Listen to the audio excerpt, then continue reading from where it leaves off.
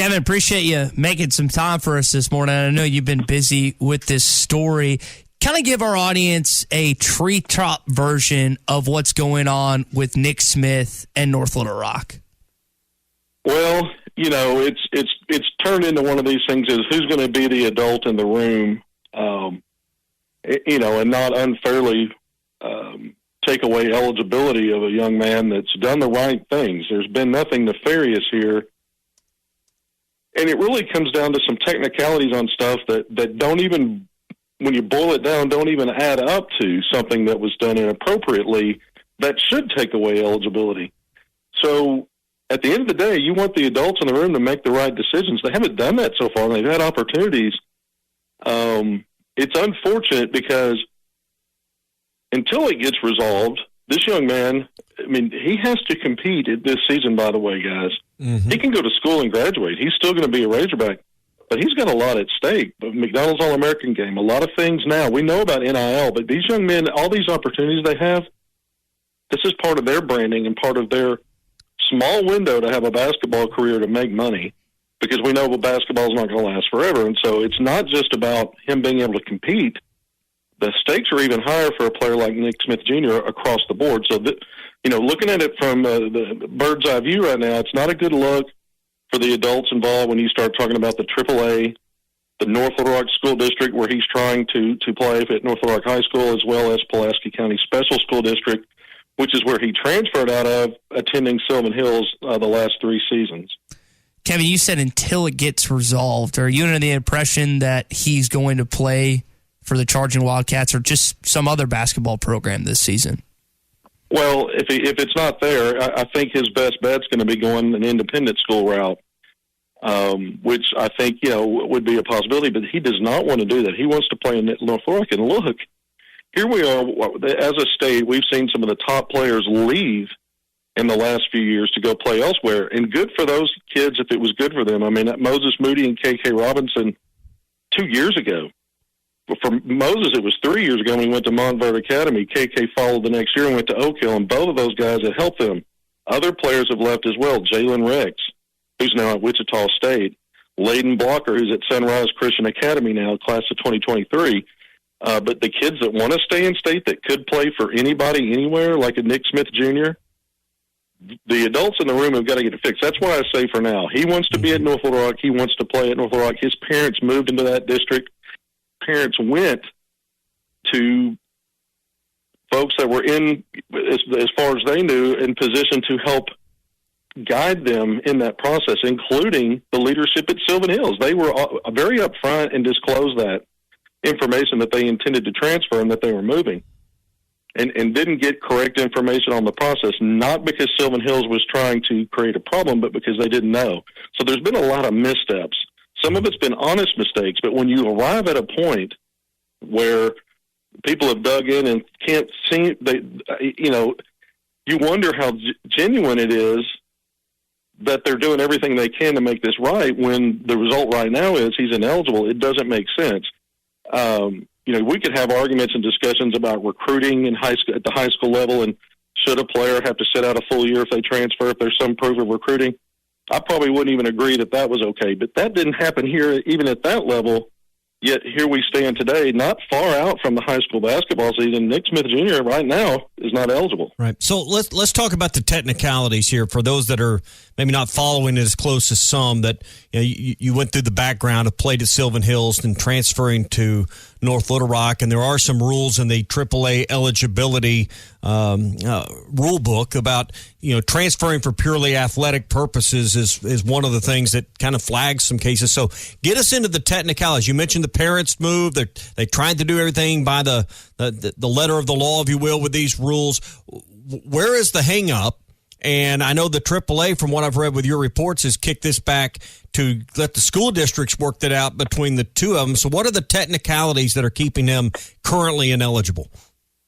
Well, it's basically the fact that North Little Rock had a volunteer staff that are basically independent contractors and business owners that train kids. One's a skills trainer, Bart Reed. It's been training Nick for years.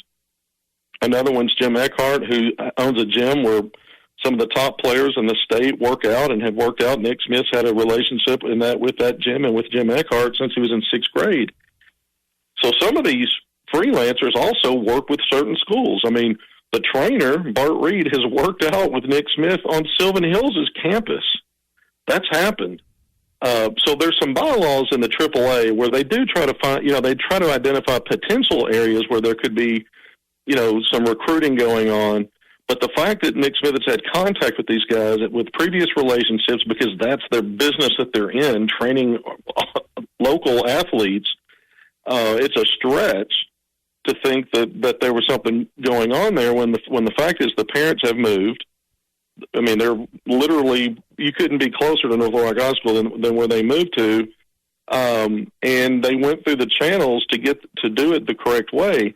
So some of this stuff on the technicalities, guys, is about if you have a whistleblower, whether there's something there or not, now there's an investigation. The school self-investigates. They determine, well, probably we should have done this for them and didn't do it. And they considered a personnel issue on their end, not something that should necessarily cause someone to be ineligible. But then the AAA says, well, if you self-report and admit a violation, that makes him ineligible. So there's a lot of legalese involved here where you've got several corners not changing their stance. The result is a player that's ineligible that shouldn't be, and that's the unfortunate part, Mm-hmm. So you don't want the courts to have to get involved to give him some kind of injunctive relief.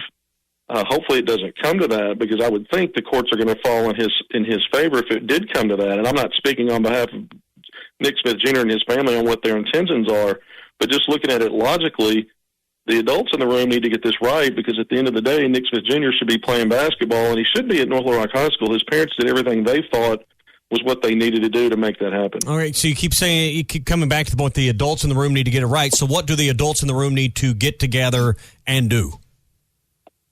The way that this has been framed to me is the AAA is okay with the situation as long as the two school districts involved sign off on some paperwork. That hasn't happened yet. So it's kind of like everybody that has a decision-making point is pushing back on somebody else and saying, well, here's why this isn't happening. Here's what they need to do. Passing the buck. So, you call it passing the buck. So somebody's got to step. I mean, the AAA, in my opinion, would have the power to say, okay, regardless of what these other schools can or can't get done, we're not going to hold this young man up from participating. Yeah, because there's no do-over. There's no mulligan. He doesn't get another senior year. Once the season's gone, the opportunity's lost. There's no fixing this other than fixing it now, because the season's about to start, and you just hope that these folks come together again, meaning the folks that are the decision makers, whether it's the North Little Rock School District leading the way, whether it's Pulaski County saying we got to get this done, and whether it's someone at the AAA, whoever it is, they need to put their collective brains together. The best thing they can do is get it done now, because the longer this drags out, it's a bad look on athletics at that level, and Arkansas doesn't need that, especially with kids leaking out and going to these independent schools. Players shouldn't be holding schools hostage if they're not doing the right things. That wasn't the case here. If that were the case here, this would be a different discussion. I guess from the way you're describing it, Kevin, the confusion, I guess, with me is why wouldn't North Little Rock, who will benefit from his attendance on their campus, his enrollment with their school, his eligibility with their team, why wouldn't the North Little Rock School District be doing everything within their power to make this situation resolve so he could play, because they're the benefactor of him moving to North Little Rock? Why would they be a holdup in this when their district's the benefactor of it? Right. So that would be a logical way to look at this. Oh, okay. So my understanding is, and what I've seen, North Little Rock did an investigation, and they basically, if you read the fact-finding part of it, it leads you to believe that there was nothing wrong here. They looked at this as an administrative error and problem, and they acknowledged that, so they reported it as a violation. But not in the sense that something was actually done as a true recruiting violation, more as a personnel problem and forms that weren't filled out on their end with folks that were volunteering. Again, so then it gets into this technical realm. Well, if you're saying there's a violation, then we have a problem. By law, subparagraph this, and it's just ridiculous. So basically, it's an investigation looking for an ineligibility where there shouldn't be one.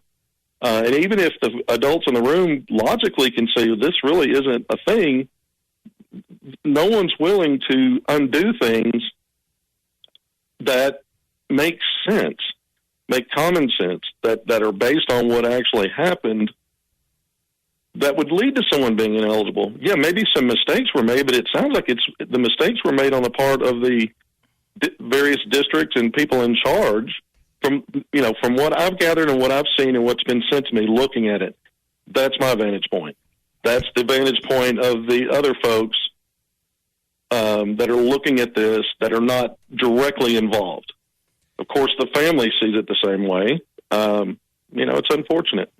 Kevin, we really appreciate you joining us this morning. We had a bunch of people texting us about this yesterday. Thanks for giving more of an in-depth perspective of what's going on with Nick Smith Jr., and hopefully, as you said, this gets resolved sooner than later. Thanks, guys.